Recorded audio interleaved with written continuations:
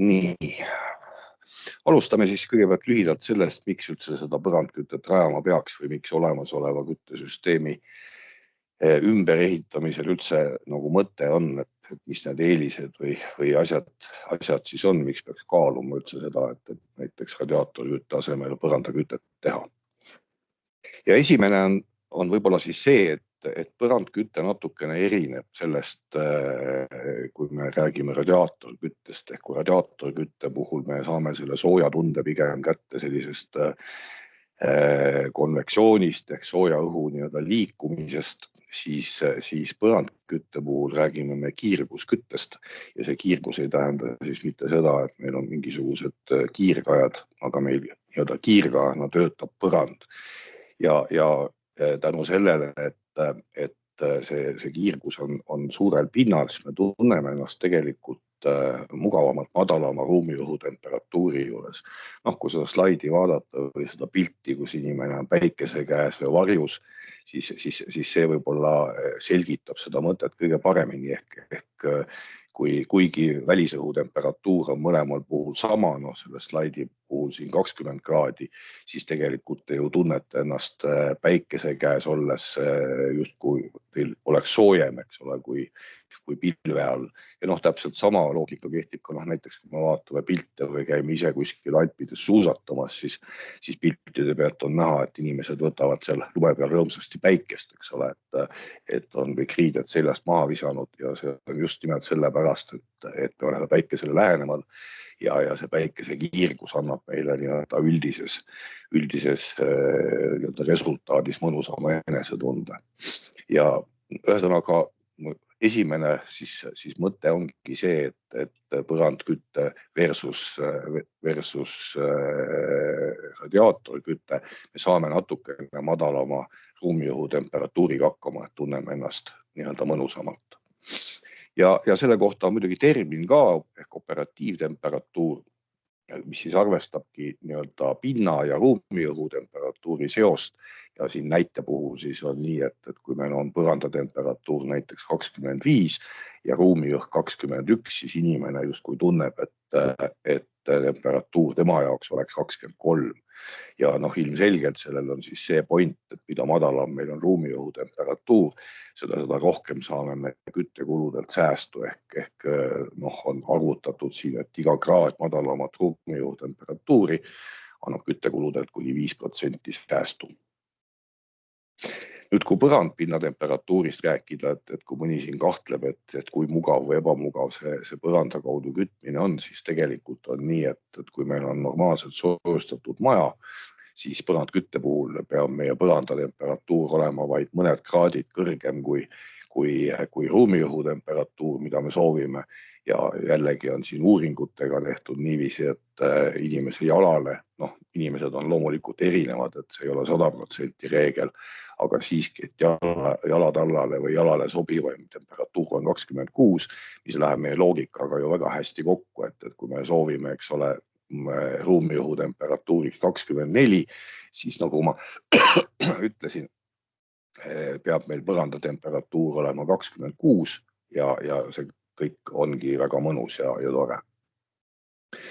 Nüüd järgmine asi, mida teinekord küsitakse, on see, et kas see vee voolamine siis seal põrandas on nii-öelda veesoonte ja sellises kontekstis nagu mingi probleem või kas see võib olla.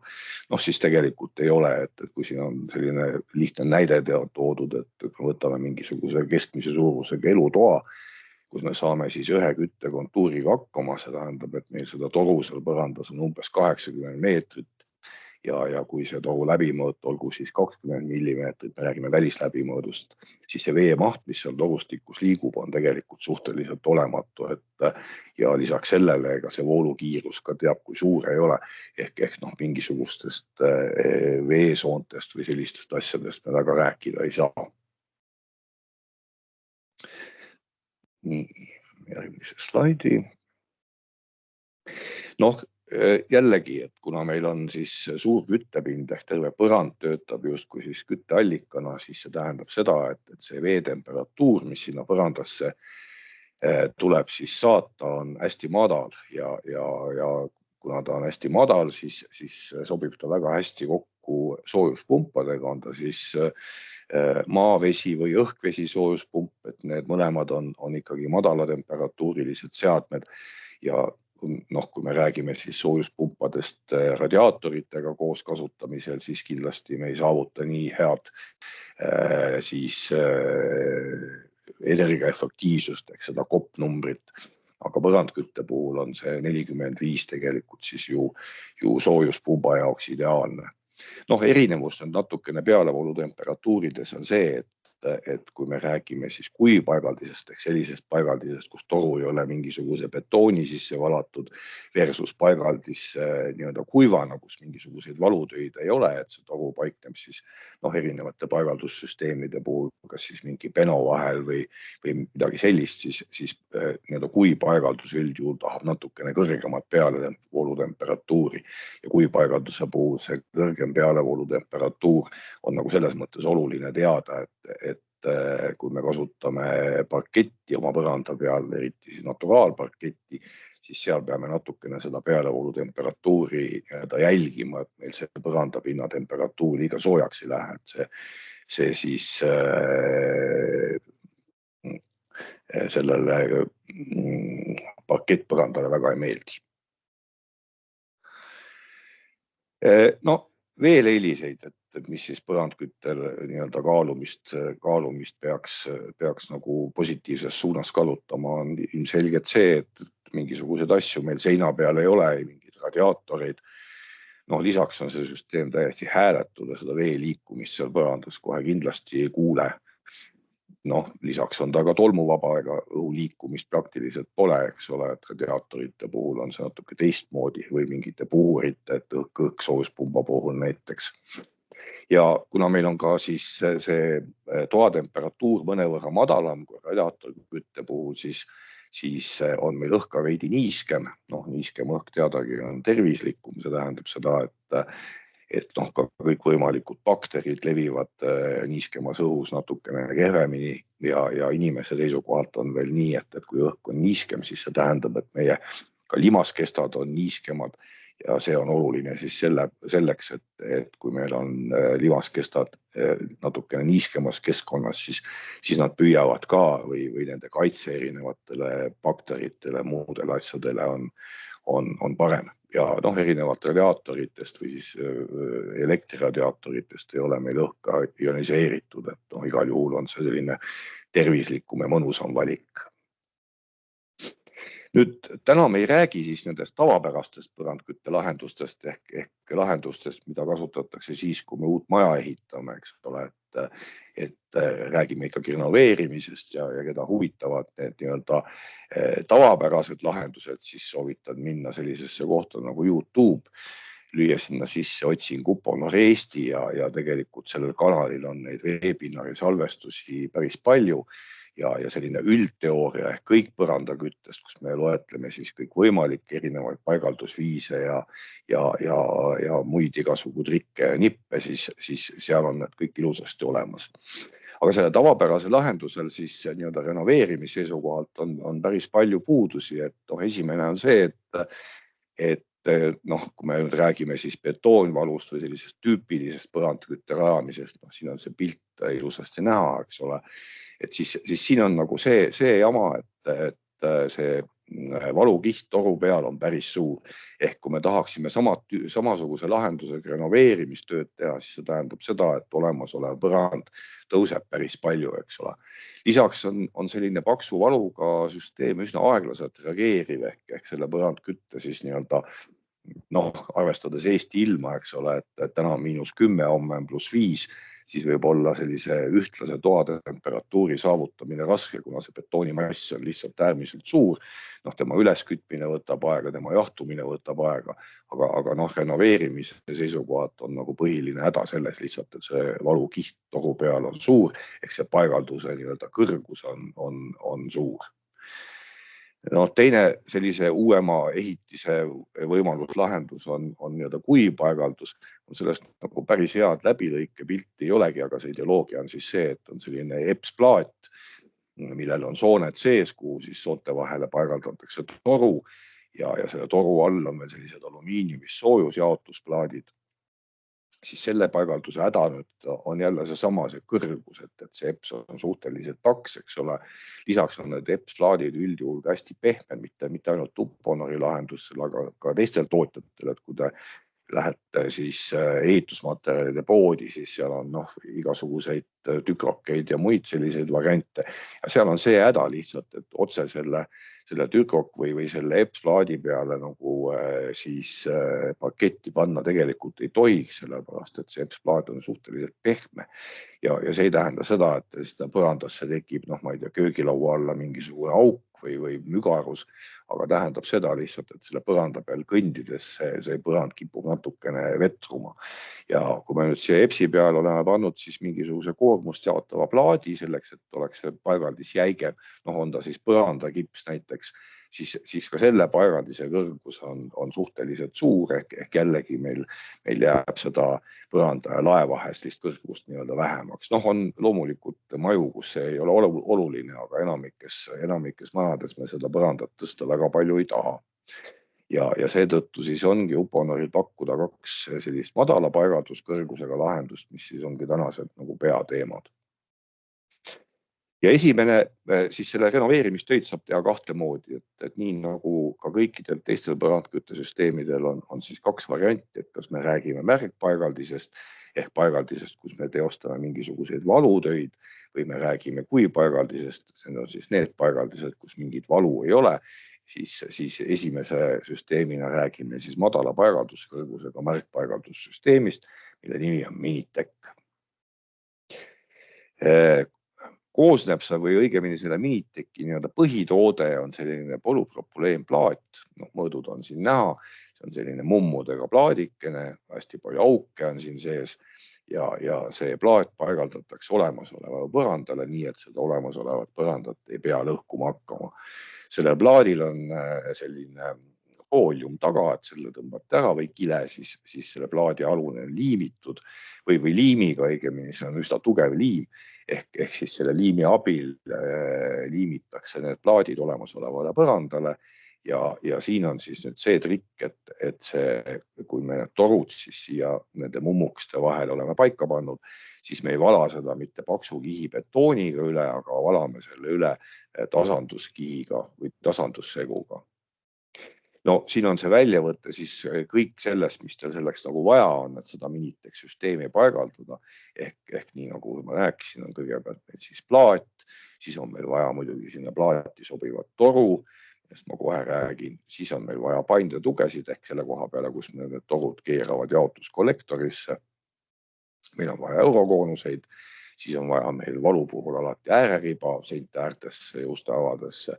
Ja kui me mingisugusel põhjusel peame seda toru jätkama, mis ei ole muidugi soovitatav, aga teinekord on see vaja, siis on meil vaja sellist asja nagu jätkuliides.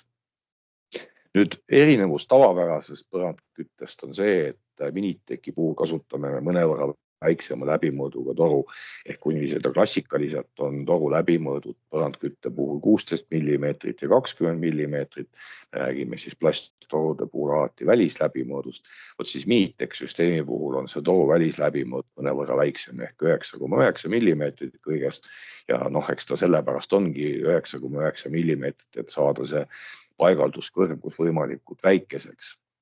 Ja kui me siit vaatame, siis siin on meil pandud siis torusammud, et millise toru vahega me tuleks siis põrandkütte sinna maha laduda, siis nagu näete, siis näiteks vannitubades, see on sellepärast lihtsalt, et toru läbimõõt ja vee hulk seal torus on väiksem.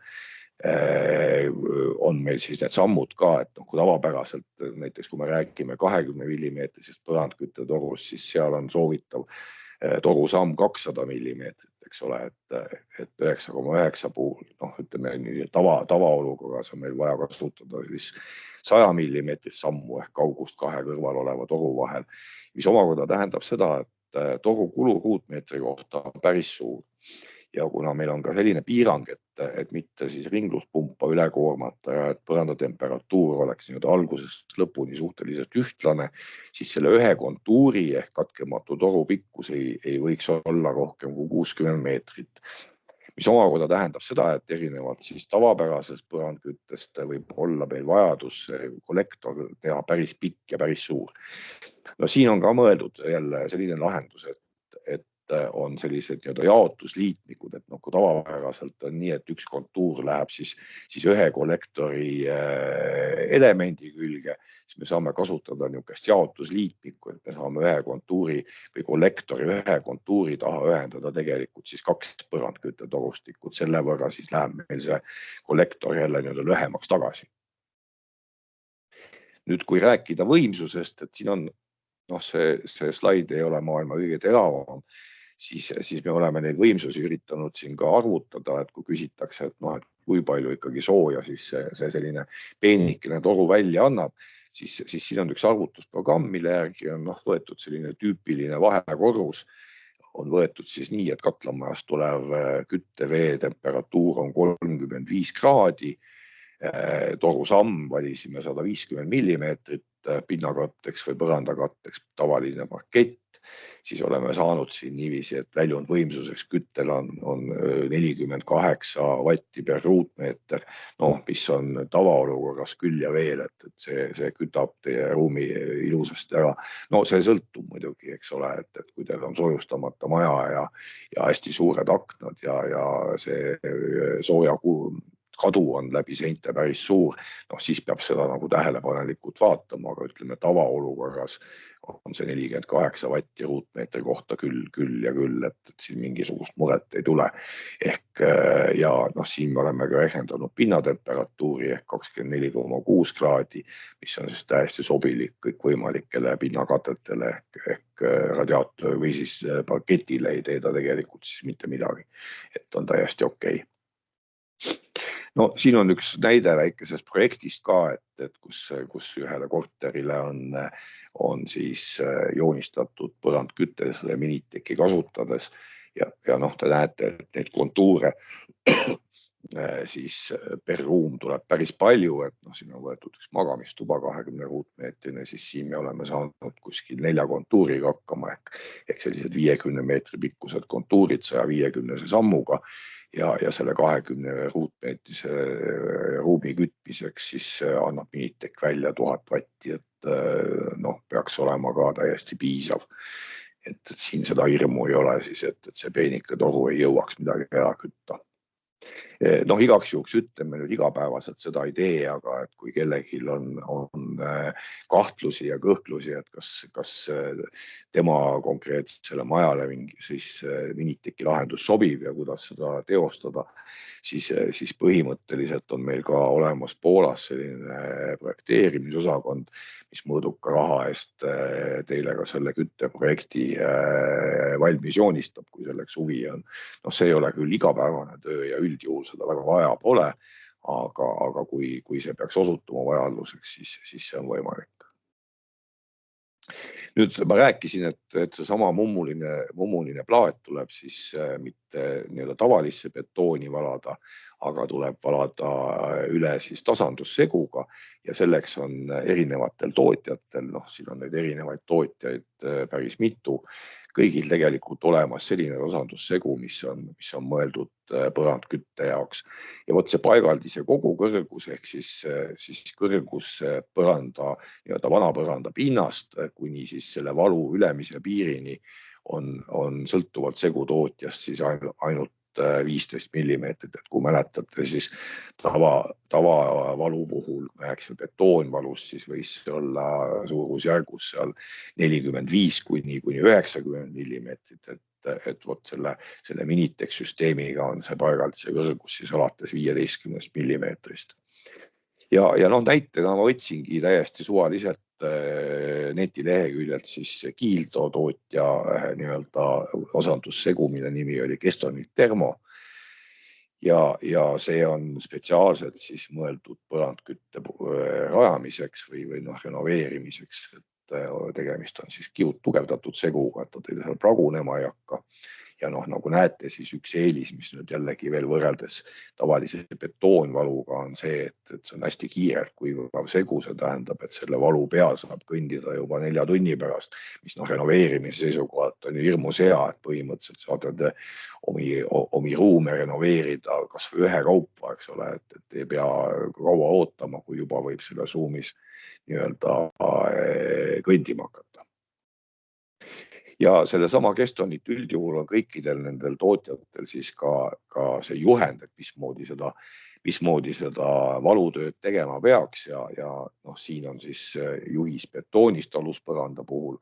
Noh, me eeldame ikkagi, et need olemasolevad põrandad on suhteliselt siledad ja siin tõesti midagi keerulist ei ole, et tuleb see põrand natuke karedaks lihvida, hästi hoolikalt puhastada selleks, et see plaat ikka liimiga siis selle põranda peale kinni jääks. Siis on meil vaja selline nakke dispersioon, sinna peale käibki juba siis see Minitec plaat ja torukontuurid ja alati on siis nii, et ükskõik enne igasuguseid valutöid tuleb siis teha ka surveproove, kontrollida, kas meie toru, mis me sinna maha panime, on ikka terve ja vett peab, eks ole. Ja siis tuleb panna sinna peale see tasandussegu ja valmis ta ongi. Et valu puhul on alati oluline see, et seinte äärtes ja ukse avades siis peaks olema ääreriba, et me hoiame siis selle valu nii-öelda sellest muust hoone konstruktsioonist eemal, et paneme selle sinna ka. Nüüd, kui meil on olemasolevad puidust või puitlaast põrandad, siis sinna üldiselt soovitatakse siiski kasutada aluskipsplaati, aga siin on nüüd küll see teema, et kui meil on see olemasolev puitlaastpõrand ikkagi nii-öelda stabiilne, siis ei vetru läbi ja ta on nii-öelda sile, siis otsest vajadust sellel aluskipsplaadil pole. Et selle mõte on pigem see, et nii-öelda jäigastada seda olemasolevat paigaldist. Ja jällegi seal Kestonitil on väga ilusad juhendid, et mismoodi seda teha. Et milliseid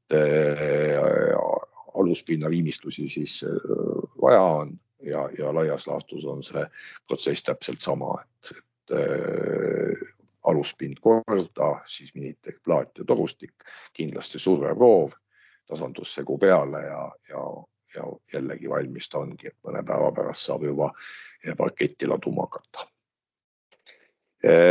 Siin on siis kõikvõimalikud versioonid, et millised aluspõrandad võivad olla, millised põrandakatteid võib kasutada. Põrandakatete puhul on alati oluline see teada, et noh, mida kehvema soojusjuhtivusega siis see põrandakatte on, siis seda rohkem on seda nii-öelda väljust võimsust tarvis ja siin on siis võib-olla see lihtsalt nii-öelda mõtlemise koht, et kui seda torustikku maha panna, millist sammu kasutada, et on ta siis 50 millimeetrit, 100 või 150 millimeetrit, et see on selline kaalumise koht. Noh, paigaldusjuhised ka, ma igaks juhuks ütlen, et Uponor Eesti kodulehel on need paigaldusjuhised kõik ilusasti alla laetavad, et kui huvi on, siis saate sealt selle alati kätte, et kuidas siis täpselt neid plaate lõigata ja mismoodi see paigaldus siis teostada, et asub sinna uponor.ee lehele nii-öelda tšekkama minna. Ja noh, siin on üks pilt ka, et milline see valukiht või kui õhuke see valukiht tegelikult siis selle toru peal on, et see on tõesti õhuke, et ei ole nii-öelda võrreldavgi betoonvaluga. Ja nüüd ma panen käima ka ühe üsna vana video, et see lihtsalt on, see ei ole nüüd 100% nii-öelda selle jutuga, mis ma täna rääkisin, nii-öelda ühilduv, aga lihtsalt nii-öelda nägemaks, et milline see Minitec siis nii-öelda päris elus välja näeb, et vaatame selle ära.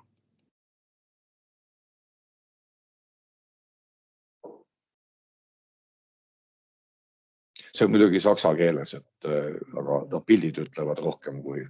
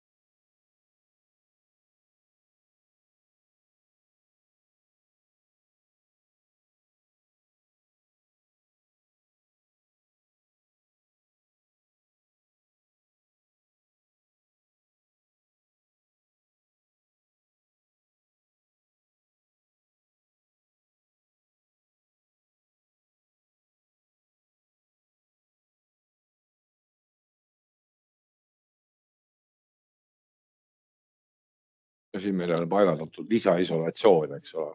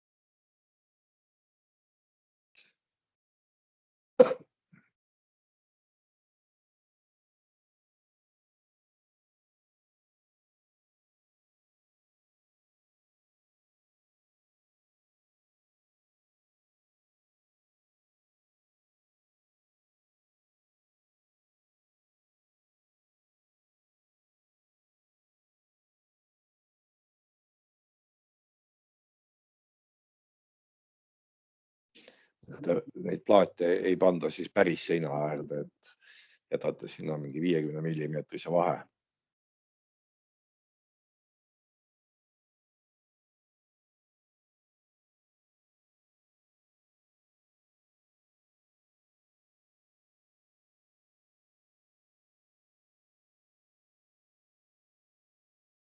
Omavahel ühendatakse, seal on sellised kolmnurksed nagad, et käivad natukene üle kattega.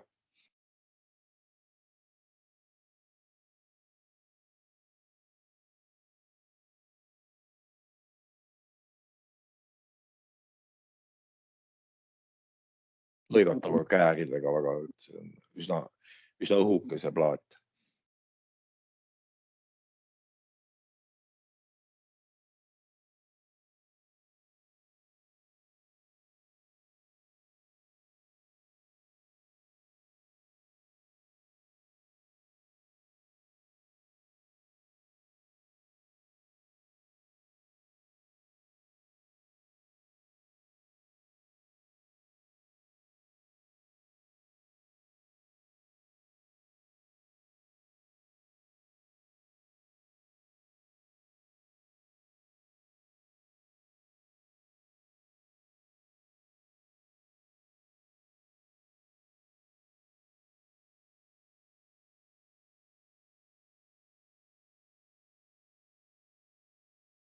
Paigaldatav siis ühe mehega, et ei pea olema väga palju inimesi selleks, et see paigaldus ära teha.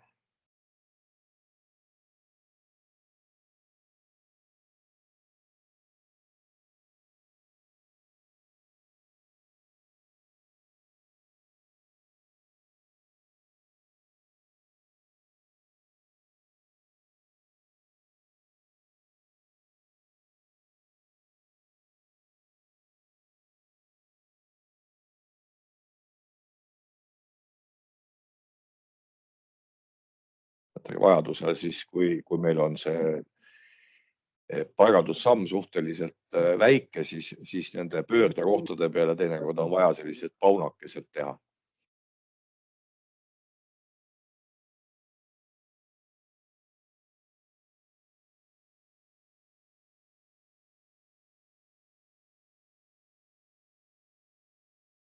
Ukse avades ja siis selline paisumisprofiil.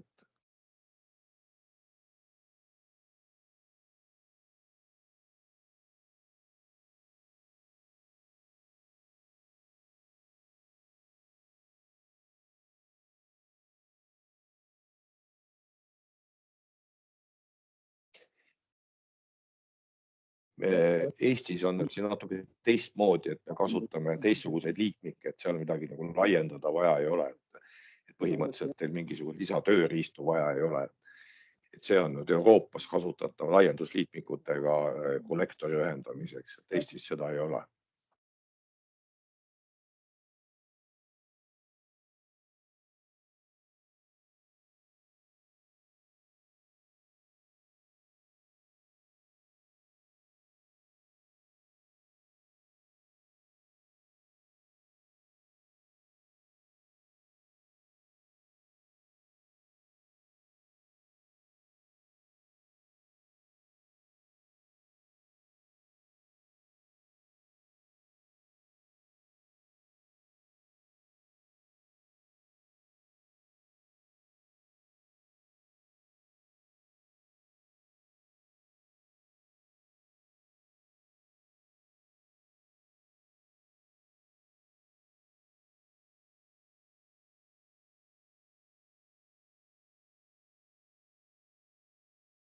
see tasandussegu peab olema siis paigaldamisel üsna vedel, et siis on nagu kindel, et ta ilusasti kõikidesse nendesse mummukeste vahele saab.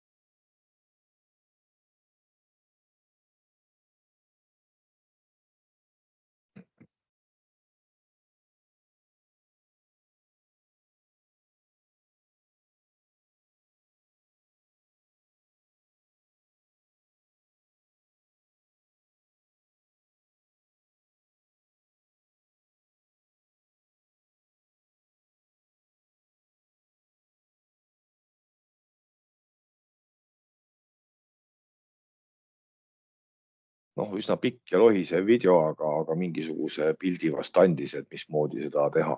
No selle video peal muidugi oli siis natukene nii-öelda advanced põranda rajamine, et ikkagi piisab täiesti sellest, et kui meil on olemasolev põrand ja meil sinna mingisuguseid lisaisolatsioone ja asju vaja ei ole, et siis tegelikult ikkagi nii, nagu ma enne rääkisin, et põrand siledaks, betoonpõranda puhul plaadid peale, eks ole, ja valu ja ongi kõik. Nüüd paar asja, mis on siin, no see Minitec on nüüd Eestis suhteliselt uus, me oleme seda siin vist umbes aastakese müünud ja mõne objekti peal siis oleme seda nii-öelda ise vaatamas käinud Euroopas, Unupol on müünud seda juba päris pikalt, et no, nagu sellest ka videost näha oli, et see oli aastast 1965. Ehk üks asi, mis ma enne ütlesin, et segu peab olema piisavalt vedel, eriti kui te siis ei telli omale päris sellist pubaga masinat, et see sinna kõikidesse augudesse ilusasti ära valguda suudaks. Ja noh, antud pildi puhul näete, on natuke jäänud need augukesed nii-öelda betoonist läbi kumama. No siin oli probleem selles, et aluspõrand ei olnud päris sile ja see valupaksus mõõdeti siis natuke teise koha pealt, kus oleks pidanud, et siin jäid niisugused lohukesed sisse, eks ole. Ja noh, ääreriba unustatakse teinekord ära siin selle objekti peal, seda ka millegipärast ei pandud. Painde tugesid ei taheta panna ja ma ikka ja jälle rõhutan seda survestamise tähtsust ehk alati enne. Noh, kõik torutööde puhul on nii, et enne seda, kui te torud kuskile konstruktsiooni valate või katate, siis tuleb surveproov teha, et see on kohustuslik. See ei ole nii keeruline, võtab suhteliselt vähe aega, aga siis on nagu kindel, et meil kogu see paigaldis nii-öelda töötama hakkab. Ehk jällegi neid nüansse on palju. Kui on täpsemat juhendit vaja, siis eestikeelne juhend on Uponor Eesti kodulehel täiesti olemas. Alati võib mulle ju kirjutada ja helistada ja küsida nõu ja saata pilte, et kui on mingi konkreetsem küsimus, aga sellise üldise ülevaate vast saite. Nüüd teine siis variant on selline paigaldus, kus me üldse midagi valada ei taha ehk Sikkus Mini, mis on siis madala paigalduskõrgusega kuivpaigaldussüsteem. Ja siin käib see asi siis niiviisi, et on selline toode, siis, mille nimi ongi Sikkus Mini ja koosneb ta siis sellisest XPS plaadist, mille peal on õhukene fooliumikiht. Selle plaadi sees on siis sooned toru jaoks ja siin on siis läbilõikel näha, siis mismoodi seda põrandat katta saab. Ehk nagu näete, siis selle Sikkus Mini puhul tuleb selle fooliumi peale, kui meil on torud juba siia ära pandud, panna kile ja selle kile peale võib paigaldada juba otse parketti, mingisugust vahekoormust jaotavat plaati või mingit niisugust asja vaja ei ole. Selle, kui me ikkagi tahame mingil põhjusel valada, siis on võimalik selle plaadi peale kipsivalu näiteks panna, et kipsivalu on betoonvalust üldjuhul, nõuab natukene väiksemat paigaldust, siis kõrgust või paksust, selle valukihi paksust. Aga võime selle Sikkus Mini peale panna ka põrandaplaadi, et kui me tahame plaaditud põrandat, siin nüüd küll väike aga on, ehk põrandaplaati siis selle plaadi seguga me otse selle Sikkus Mini peale panna ei tohiks. Ja selleks vaheplaadiks on siis ka Uponori valikus olemas selline spetsiaalne 6 mm paks sünteetiline vaheplaat, et siis on meil Sikkus Mini, tuleb liimida siia see vaheplaat ja selle vaheplaadi peale juba põrandaplaat, et selline lahendus. Ja see XPS plaat on näete mõõtudega selline ja mis siin siis hästi oluline on, mille poolest ta erineb siis nendest tavapärastest kuivapaigaldistest on see, et seekord on tegemist siis hästi tugeva materjaliga ehk see materjal läbi vetruma jala all ei hakka. Ja alumiiniumfooliumi paksus on ka mõnevõrra suurem kui siin turul teiste pakkujatel on ehk 0,1 millimeetrit, mis tähendab siis seda, selle alumiiniumi mõte on see, et kuivapaigaldise puhul siis see soojus jaotuks seal põranda all ühtlasemalt. Ja Sikkus Mini puhul on torusooned sammuga 100 millimeetrit, mida siis on siin arvutatud, et peaks enamikel juhtudel olema nii-öelda piisav. Ja toru jällegi, mis me siis selle Sikkus Mini süsteemi kasutame, jälle see sama 9,9 millimeetrine ehk suhteliselt väikese läbimõõduga toru. Nüüd nagu sealt läbilõiket näha oli, siis ma rääkisin, et kui me paneme põranda katteks, tahame keraamilisi plaate, et siis me peame selle Sikkus Mini selle EPS-plaadi peale panema sellise vaheplaadi. Näete, selle paksus on kõigest 6 millimeetrit, see on selline plastikulaadne asi, eks ole. Ja see liimitakse siis Sikkusplaadi külge ja plaatitud põranda puhul tuleb meil siis mitte panna seintäärtesse see pehme ääreriba, aga on siis selline spetsiaalne Sikkus Mini ääreriba, et meetripikkused tükid, eks ole, ja põhimõtteliselt sama materjal, mis siis selle vaheplaadi puhul.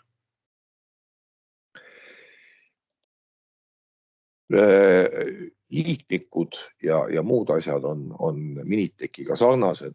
Nüüd Sikkus Mini puhul on teinekord vaja, et plaati lõigatud sooned, et need alati ei sobi, et meil on vaja mingisuguseid eraldi sooni sinna plaadi sisse teha, siis selle jaoks on olemas selline soonelõikamismasin, tegelikult saab neid sooni lõigata ka noaga ja seal on siis see trikk, et siis see alumiiniumfoolium, see on ka liimitud selle Sikkus Mini peale ehk põhimõtteliselt on võimalik selle koha pealt, kuhu meil seda soont vaja on, tõmmata see alumiiniumfoolium pealt ära, lõigata sinna soon sisse ja siis suruda see alumiinium sinna tagasi. Aga need eurokoonused ja muu asi on sarnane. Ja täpselt samamoodi nagu Minitek, siis see Sikkus Mini ei vaja rohkemat kui ühte inimest selleks, et selle paigaldusega hakkama saada. See video peaks olema nüüd küll eestikeelne.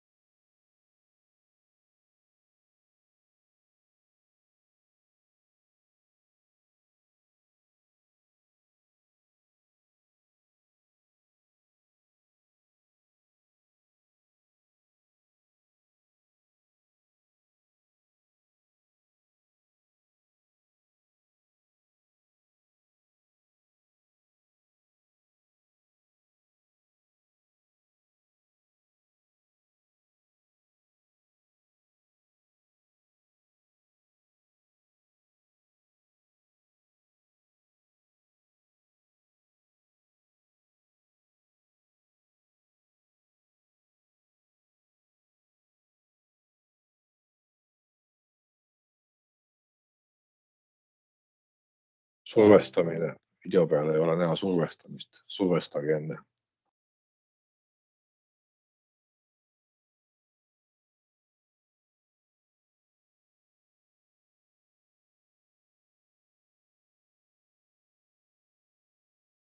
Eestikeelsed videod on oluliselt lühemad ja konkreetsemad, sakslastele meeldib pikalt jaurata. Aga nagu nägite, oli lihtne siin nagu mingisugust tuumateadust ei ole. ja kui me siis nii-öelda kokkuvõtteks võtame, et mis neile mini ja miniteki eelised, siis põhieelis ongi see, et selle paigalduskõrgus on madal, see tähendab, meie põrand oluliselt ei tõuse. Seda paigaldada on äärmiselt lihtne, eriti seda sikkus minit, eks ole, mis tähendab ka seda, et see paigaldamine on ju kiire. Ja üks asi on muidugi see ka, et kuna siin eriti valu puhul, eks ole, et see mass on väike, siis võt nende renoveerimislahenduste puhul on siis selle põrandkütte reageerimisaeg kiire. See tähendab seda, et me saame kasutada, kui meil on korralik automaatika, siis ka selliseid tunniajaseid või mitte tunniajaseid, aga nii-öelda ajaprogramme ehk lasta näiteks töö ajal oma põrandad maha kiiresti jahtuda või madalama temperatuuri peale ja siis koju tulles saame oma süsteemi kiiresti üles kütta. Kindlasti saame seda teha paksu valukihi puhul, eks ole, et see reageerimine on oluliselt aeglasem. Nüüd 2 sõna ka sellest, et mismoodi neid torusid maha panna, et neid paigaldusviise on erinevaid, aga siin on siis 2 tükki välja toodud ja mis vahe neil on. Üks on maitse asi, eks ole, ja lihtsuse küsimus, aga ega nende vahet nagu muud suurt ei olegi, kui on see, et selle serpentiini puhul võib olla siis nii, et toa lõikes põrandpinna temperatuur erineb üsna või erineb nii-öelda tuntavalt, ehk see mõte on see, et kui seda nii-öelda toru pealevoolu mööda hakkab vesi nüüd siin põrandas ringlema, siis ta järk-järgult, eks ole, jahtub ja see tähendab siis omakorda seda, et selles punktis versus siis see punkt toas võib olla põrandpinna temperatuuri erinevust teataval määral tuntav. Kui see sõltub, eks ole, jälle kontuuri pikkusest ja sellest, kui suur soojakadu majas on, aga põhimõtteliselt on selle paigaldusviisi häda see. Siin selle paigaldusviisi puhul on siis nii-öelda pealevoolu ja tagasivoolu kontuurid nii-öelda üle 1 ja sellise paigalduse puhul on siis see põrandpinna temperatuur mõnevõrra ühtlasem. Seda on keerulisem paigaldada, eriti kui seda elus esimest korda teete, et tahab natukene nuputamist, eks ole. Aga siis, kui see asi selge on, siis mina soovitaks kasutada siis nii-öelda seda versiooni.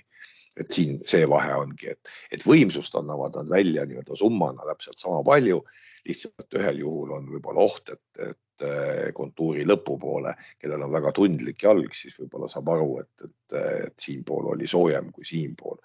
Aga jällegi, see ei ole nüüd nii kriitiline. 3 sõnaga veel ka sellistest asjadest, et kui te olete nüüd selle põrandkütte torud ja asjad paika pannud, põrandad ilusasti valmis pannud, siis ilmselgelt on tarvis teil ka sellist asja nagu ruumitemperatuuri automaatika, mis siis annab selle, et te saate erinevates ruumides reguleerida temperatuuri nii nagu soovite, et vastavalt konkreetsele ruumile. Ja sellest ma pikalt ei räägi, et ka selle kohta on meie YouTube'is üks webinar üleval, ehk kasutada tuleks siis ruumitemperatuuri automaatikat.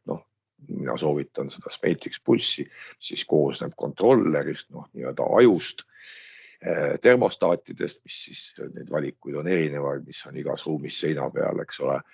Ja kollektori peale tuleb panna siis ajamid, mis siis neid konkreetseid kontuure sisse ja välja lülitavad. Võib-olla selle pulsi reklaami selliseks veel, et mis esimene asi, mida ta teeb, on loomulikult see, et reguleerib temperatuuri. Selles pulsil on, eriti renoveerimise puhul on võib-olla oluline see, et on olemas nii juhtme kui juhtmevabad süsteemid.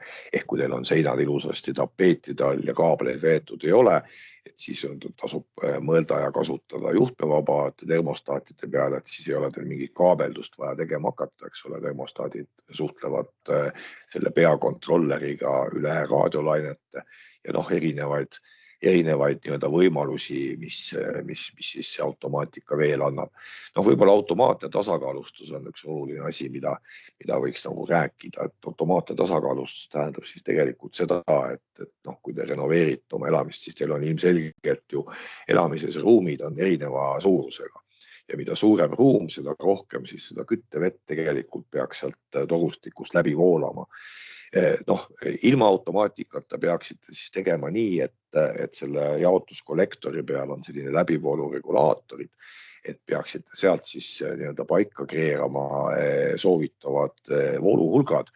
Noh, kui te kasutate nutikat ruumiõhu temperatuuri automaatikat, seda tegema ei pea, et see on nii palju tark, et ta saab ise aru, et millisesse ruumi on sooja rohkem vaja, millisesse vähem ja teil jällegi jääb üks nii-öelda seadistamise või mure vähemaks. Et kui olete siis renoveerimise torutööd ära teinud, et siis järgmine etapp, mida peab siis kaaluma, on ruumiõhu temperatuuri automaatika.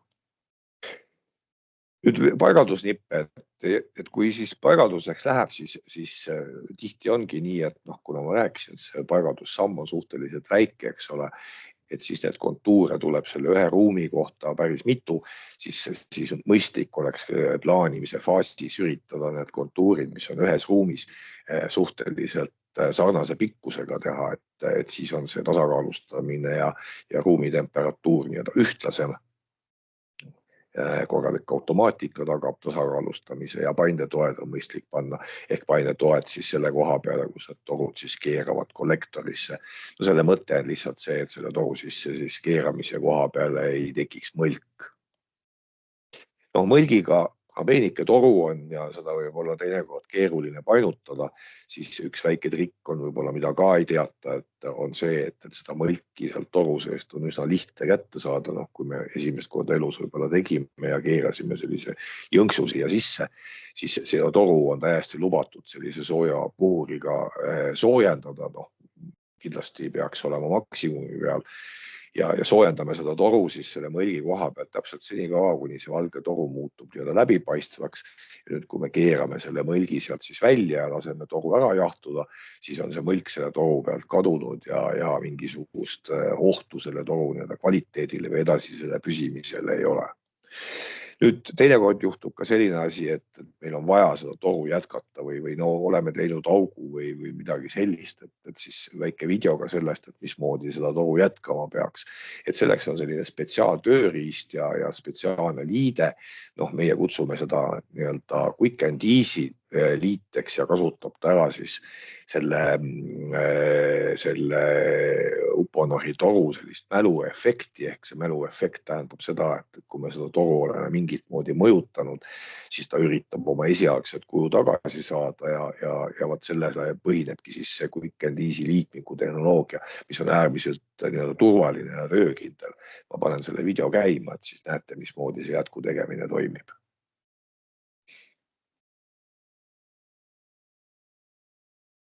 Siin näidises muidugi on natuke jämedam toru, aga tegelikult on see toru sama. Et meil on vaja siis 2 sellist rõngast, mis on siis siin pildi peal näha, eks ole, ja siis on vaja jätkuliitmiku. Selle video peal ta ei pane jätkuliitmiku, aga paneb lihtsalt ühe ülemineku liitmiku. Aga see protseduur on täpselt sama, et näete, on selline laiendustööriist, neid saab ka laenutada.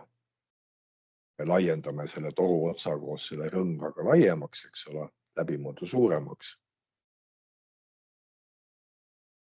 Pistame liitmiku sinna sisse ja loetud sekundite pärast siis hakkab selle toru oma selle mäluefekti tõttu siis uuesti kahanema oma endisesse mõõtu ja läheb selle liitmiku ümber siis väga tugevalt kinni. Ja kuna see liitmiku välisläbimõõt on suurem kui toru siseläbimõõt, algselt oli siis see nii-öelda kahanemisprotsess on nii-öelda lõputu, ehk ta jääbki ennast nii-öelda kokku tõmbama. Ehk see on nagu äärmiselt turvaline ja lihtne moodus siis toru jätkamiseks. Muidugi ütlen kohe, et mõistlik on põranda sisse mitte igasuguseid jätkusid panna, et lihtsalt täpsemalt planeerida oma neid toru lõikamisi ja asju. Aga kui on selleks ikkagi vältimatu vajadus, siis selleks on see tehnoloogia täiesti olemas. Nüüd nii palju võib-olla veel, et ma korras mainisin neid pinnatemperatuure, et oluline on ta tegelikult parkett põranda puhul, eks ole, et me sinna põrandasse kuivpaigalise puhul ka liiga kõrget temperatuuri ei pane, et siis siis tuleks kaaluda võib-olla seda, et kui me seda ruumiõhu automaatikat paigaldame, et siis lisame sellele seina peal olevale termostaadile ka põrandaanduri ja anname siis põrandaandurile piirid ette, eks ole, et see põrandapinna temperatuuri liiga suureks ei lähe. Aga noh, siin on kütte projekteerimise nõuded siis, et noh, siis te näete, et selline soovituslik põrandatemperatuur elutsoonis ongi kuskil 29 kraadi, mitte üle selle. Ja teistpidi siis jälgige seda parketi temperatuuri soovitust. Nüüd, kui küsite, kust osta saab, siis Uponorrel on edasimüüjate hulk üsna märkimisväärne ja siin on nad kõik ilusasti üles loetud. Kui ära unustate, siis saab jällegi Uponori kodulehelt näha iga linna kohalt ka, et kus meil kõik need edasimüüjad on. Ja muidugi minu käest saab alati küsida nõu ja tuge, et saan aidata teil välja valida õiged tooted. Ja slaididega saingi ühele poole, et siin on siis kontaktandmed, kirjutada võib siis sellel aadressil, see on minu telefon, meie veebilehe aadress on siin ja noh, kuna ma lindistasin selle ka, siis me selle lindistuse kuskile üles paneme. Ja nüüd on küsimuste aeg, ma lindistuse panen seisma. Et kui kellelgi on midagi küsida, siis palun